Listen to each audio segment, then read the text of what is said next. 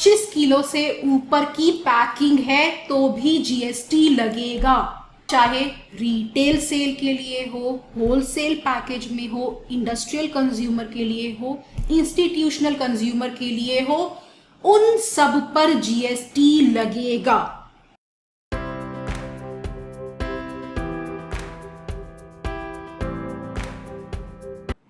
Hello everyone, मैं हूं Nidhi Gupta and welcome to my YouTube channel.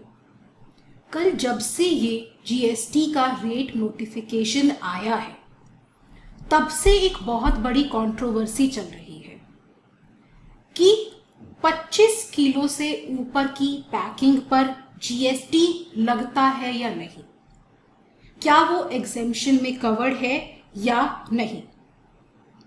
जब 47th जीएसटी काउंसिल की मीटिंग के बाद प्रेस रिलीज इशू किया था तो उसमें कहा गया था कि रिटेल सेल पैकेज पर 5% जीएसटी लगेगा। एक्चुअली ये कंट्रोवर्सी स्टार्ट कैसे हुई? 47th जीएसटी काउंसिल मीटिंग से पहले प्रोविजन कुछ ऐसे था कि आप रिटेल सेल पैकेज में डील कर रहे हो अंडर अ ब्रांड नेम, आप उस ब्रांड नेम पर अपने एक्शनेबल क्लेम या एनफोर्सिएबल राइट को फॉरगो कर देते हो, छोड़ देते हो, तो आपको उस फूड आइटम के पैक की सप्लाई पर जीएसटी से एग्जेम्पशन मिल जाती थी। लेकिन इसके अराउंड ट्रेड में बहुत प्ले हो रहा था, लोग लूप होल्स के साथ खेल रहे थे, केस हाई कोर्ट तक जा रहे थे। ये सब मैंने अपनी पुरानी वीडियोस में डिटेल में डिस्कस किया था। उसके चलते ये 47th जीएसटी काउंसिल की मीटिंग के बाद ये आया कि रिटेल सेल पैकेज पर जीएसटी लगेगा, तो वो सारी कंट्रोवर्सी खत्म कर दी। अब हमारी अंडरस्टैंडिंग तो यही थी उस प्रेस रिलीज को पढ़ने के बाद।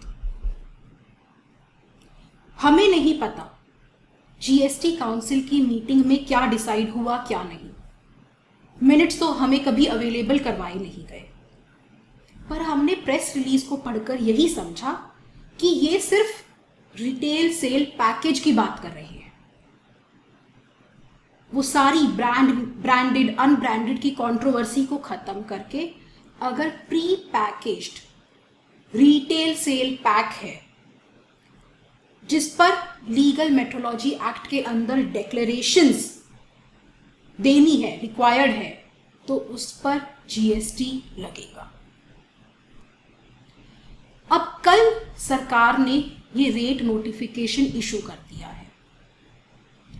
अब देखना ये है कि क्या ये रेट नोटिफिकेशन भी वही बात कर रहा है जो प्रेस रिलीज में की गई थी। क्या ये रेट नोटिफिकेशन उस प्रेस रिलीज के कॉन्सोनेंस में है, उस प्रेस रिलीज को फॉलो करता है। ये नोटिफिकेशन कहता है कि प्री पैकेज्ड कमोडिटी हो और उस पर declarations required हो under legal metrology act और rules made there under, तो उस पे जीएसटी लगेगा। तो यहां दो चीजें हैं, पहला तो प्री पैकेज्ड कमोडिटी हो as per legal metrology act, और दूसरा उस पर declarations required हो अंडर लीगल मेट्रोलॉजी एक्ट और उसके अंडर जो रूल्स बने हैं एज पर दोज रूल्स। एक एक कर समझते हैं। पहले बात करते हैं प्री पैकेज्ड कमोडिटी की। ये प्री पैकेज्ड कमोडिटी क्या होती है? इसकी डेफिनेशन दी है लीगल मेट्रोलॉजी एक्ट के सेक्शन 2 के क्लॉज एल में। वो कहती है pre-packaged commodity means a commodity which without the purchaser being present is placed in a package of whatever nature, whether sealed or not, so that the product contained therein has a predetermined quantity. मतलब pre packaged commodity वो होती है जो जब customer नहीं present उस समय आपने उस सामान को पैकेज में डाल दिया। अब अगर आपने उस सामान को खोलकर बेचा तो उसकी वैल्यू डिमिनिश हो जाएगी, कम हो जाएगी। एग्जाम्पल से समझते हैं। आप टाटा टी की चाय पत्ती का शौक रखते हैं। आप मार्केट में टाटा टी खरीदने गए तो अगर तो दुकानदार आपको टाटा टी का वो पैक देगा, उस पर लिखा है, डिक्लेरेशन है, तो आप मान जाओगे कि ये टाटा टी है और उसे खरीद लोगे। लेकिन अगर वही दुकानदार आपको खुले डब्बे में से वो चाय पत्ती देकर कहता है सर ये टाटा टी है, तो आप उसे नहीं मानोगे, उसकी वैल्यू डिमिनिश हो जाएगी। तो जब कस्टमर उस रिटेल सेल पैक की डिक्लेरेशन पर रिलाई करके उसे खरीदता है जो उसकी एब्सेंस में पैक्ड है, वो होती है प्री पैकेज्ड कमोडिटी। इसे एक दूसरे एंगल से देखते हैं। सनग्लासेस ऑप्टिशियन के पास, दुकानदार के पास बॉक्स में पैक होते हैं, बॉक्स में रखे होते हैं। वो पीछे से उस शॉपकीपर के पास बॉक्स में ही आते हैं। अब मैं सनग्लासेस खरीदने जाती हूं तो कोई भी जब सनग्लासेस खरीदता है तो दुकानदार उसे वो सनग्लासेस निकाल कर देता है उस बॉक्स में से। फिर कस्टमर उसे अपने फेस पर लगा कर देखता है, मिरर में अपने आप को देखता है, उसे उसका कलर, शेप उसके फेस पर सूट कर रहा है, नहीं कर रहा, वगैरह वगैरह, और फिर पसंद करके उन सनग्लासेस को खरीदता है। तो वो सनग्लासेस प्री पैकेज्ड कमोडिटी नहीं है।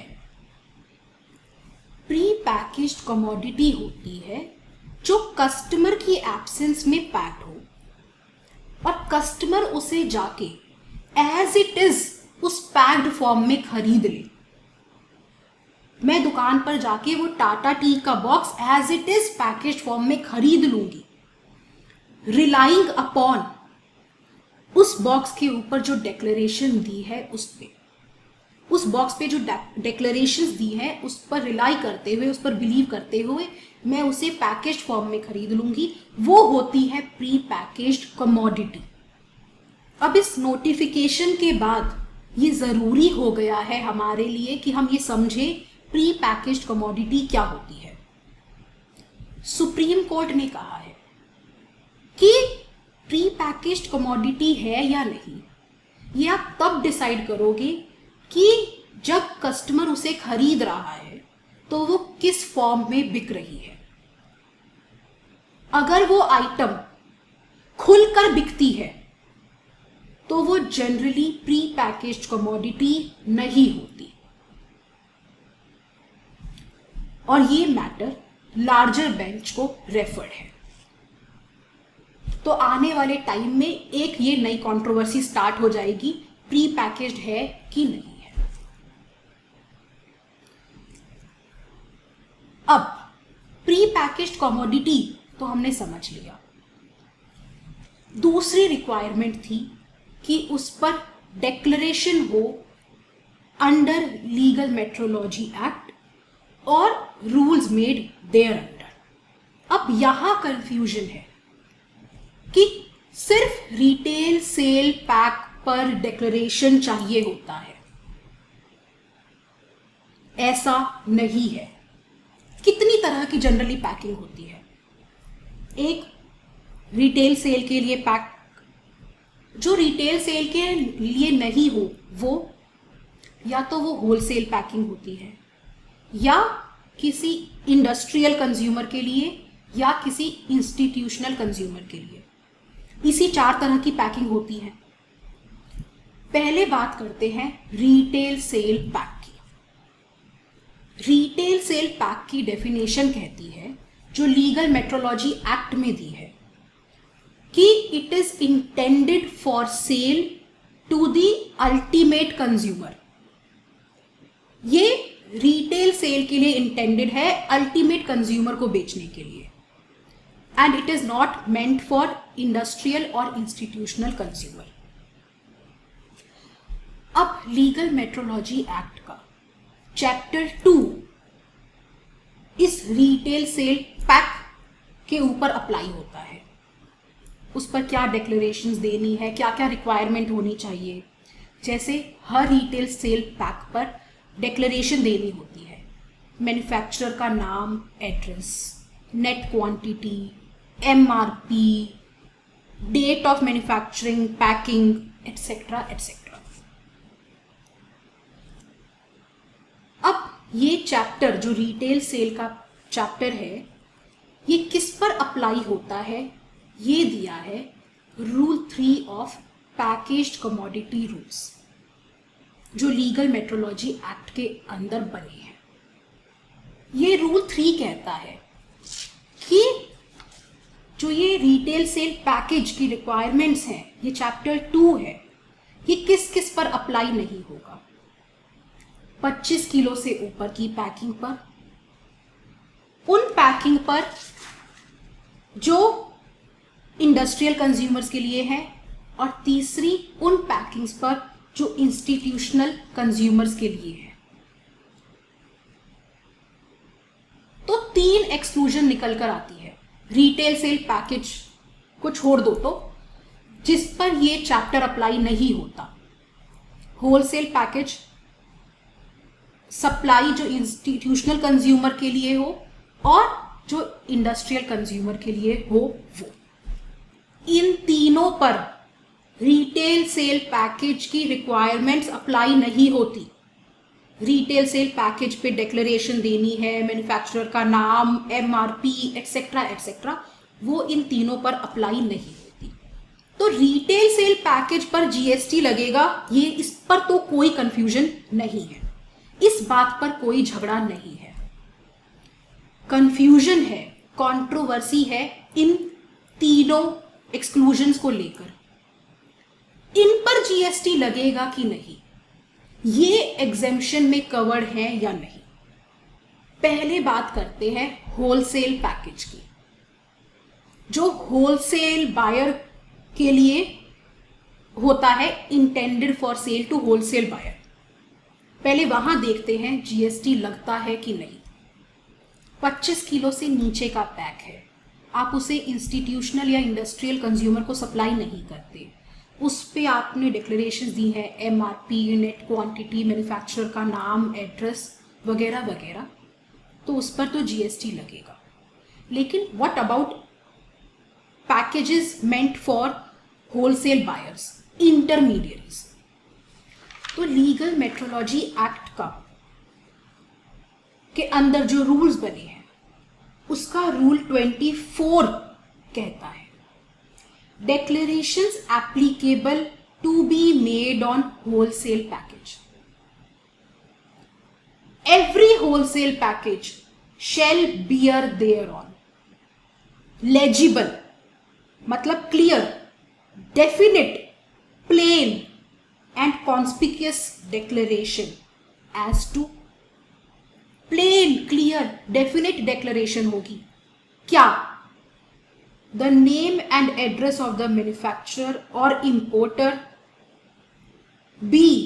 The identity of the commodity contained, उसमें जो commodity है पैकेज में. C. The total number of retail package contained in such wholesale package. उसमें कितने retail sale पैकेज हैं उस पूरे पैकेज में, या फिर नेट क्वांटिटी कितनी है। ये सब डिक्लेरेशंस उस होलसेल पैकेज पर देनी है। और ये कहाँ लिखा है? ये लीगल मेट्रोलॉजी एक्ट के अंडर जो पैकेजिंग कमोडिटी रूल्स बनाए हैं उसके रूल 24 में लिखा है। अब कल जो रेट नोटिफिकेशन आया है जीएसटी का वो क्या कहता है, पैकेज कमोडिटी हो। अब ये होलसेल पैकेज भी package commodity, pre package commodity है, करेक्ट। और उस प्री पैकेज कमोडिटी पर डिक्लेरेशन हो एज पर दी लीगल मेट्रोलॉजी एक्ट और उसके अंदर बने रूल्स के अकॉर्डिंग। किस तरह की डिक्लेरेशन हो इस बारे में वो रेट नोटिफिकेशन कुछ कहता है नहीं। तो हो गए ये होलसेल पैकेजेस कवर, राइट, क्योंकि रूल 24 के अकॉर्डिंग इन पे डिक्लेरेशन देनी है। तो ये प्री पैकेज्ड कमोडिटी है और इस पर rule 24 as per rule 24 declaration देनी है। तो ये उस जीएसटी रेट नोटिफिकेशन की लैंग्वेज में कवर हो गए, इन पर जीएसटी लगेगा। अब बात करते हैं उन पैकेजेस की which are meant for sale to industrial consumer और इंस्टीट्यूशनल कंज्यूमर। इंडस्ट्रियल कंज्यूमर की डेफिनेशन दी है section 2 of legal metrology act के क्लॉज बी में। Industrial consumer means the consumer who buys packaged commodity directly from the manufacturer, directly manufacturer से खरीद रहा है, और फ्रॉम अ इंपोर्टर और from wholesale dealer for use by that industry, उस industry में यूज के लिए। एंड अब इंपॉर्टेंट है, and the package shall have declaration, shall have declaration, उस पैकेज पर डिक्लेरेशन होगी क्या, नॉट फॉर रिटेल सेल।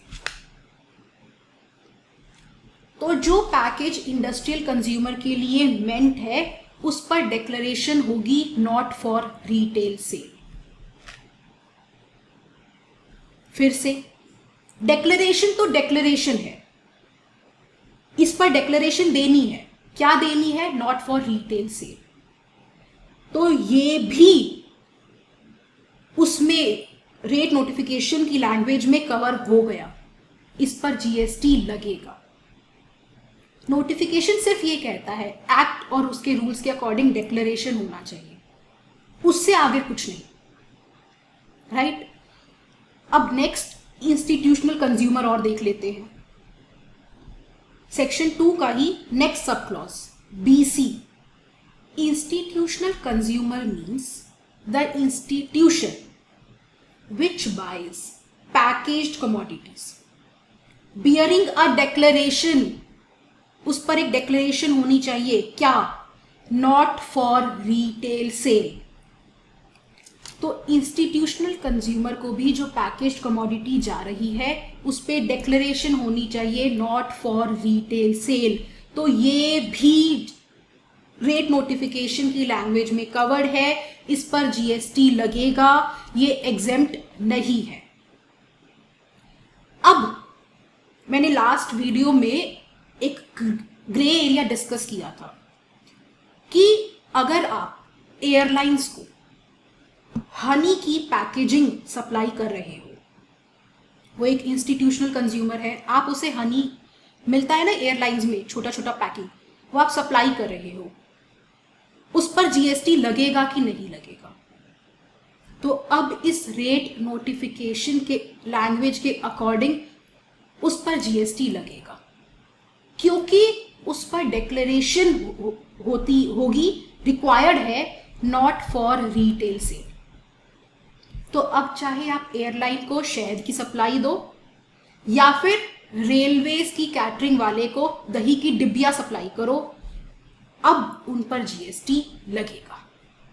तो in short pre packaged commodity है जो as per legal metrology act के अंदर दी गई डेफिनेशन के, वो कंज्यूमर की एब्सेंस में पैक्ड है, एक उसके अंदर डेफिनेट क्वांटिटी है, कंज्यूमर उसे एज सच खरीदता है, relying upon the declarations made upon it.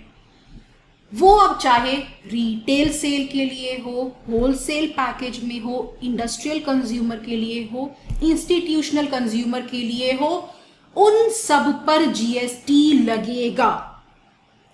किसी को कोई एग्जेम्पशन नहीं है, सब पर जीएसटी लगेगा।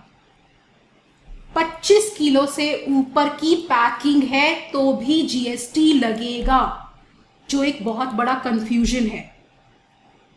इस रेट नोटिफिकेशन की लैंग्वेज से तो उस 25 किलो की ऊपर की पैकिंग पर जीएसटी लगेगा। वो 25 किलो से ऊपर की पैकिंग बेशक रिटेल सेल के लिए नहीं होती, बेशक वो रिटेल सेल पैकेज की डेफिनेशन में कवर्ड नहीं होती, लेकिन उस पर जीएसटी लगेगा। अब जीएसटी काउंसिल की मीटिंग में क्या डिसाइड हुआ हमें नहीं मालूम, मिनट्स कभी आए नहीं। अब प्रेस रिलीज ने जीएसटी काउंसिल की मिनट्स को सही इंटरप्रेट किया कि नहीं, वी डोंट नो, या फिर नोटिफिकेशन देते हुए सरकार इसका इम्प्लीकेशन भूल गई, समझ नहीं पाई, हमें नहीं मालूम। लेकिन इस नोटिफिकेशन से तो यही इम्प्लीकेशन निकल कर आता है, वेदर इंटेंडेड और अनइंटेंडेड। मुझे नहीं पता सरकार का इंटेंशन ये है कि नहीं है, मैं सिर्फ नोटिफिकेशन की लैंग्वेज को इंटरप्रेट करके बता रही हूं कि अब ये सब जीएसटी में कवर्ड है। 25 किलो से ऊपर की पैकिंग, इंस्टीट्यूशनल कंज्यूमर के लिए पैक हो, इंडस्ट्रियल कंज्यूमर के लिए पैक हो, और रिटेल सेल पैक तो है ही, ये सब इस रेट नोटिफिकेशन में कवर्ड है, उस पर जीएसटी लगेगा। अब वो प्रेस नोट गलत था, सही था, प्रेस नोट से नोटिफिकेशन तक आते आते लैंग्वेज इतनी चेंज कैसे हो गई, ये सब इंटेंडेड था, अनइंटेंडेड था, वी डोंट नो। तो अब इतनी बड़ी फूड इंडस्ट्री की मार्केट, चाहे वो अनाज हो, चना हो, वीट, राइस, बार्ले, शहद, दही, लस्सी, छाछ, मुरमुरे, कुछ भी हो जिन पर ये जीएसटी रेट नोटिफिकेशन अप्लाई हो रहा है, वो इस बात को प्लीज नोट करें कि इस नोटिफिकेशन के अंदर सभी तरह की packing, retail, wholesale, industrial consumer के लिए, इंस्टीट्यूशनल कंज्यूमर के लिए 25 किलो से ऊपर की पैकिंग, सब पर जीएसटी लगेगा। That's it for this video. I hope ये वीडियो आपके लिए यूजफुल रहा हो, आपको अच्छा लगा हो। I'll see you in the next video. तब तक के लिए take care, have a good day, bye bye.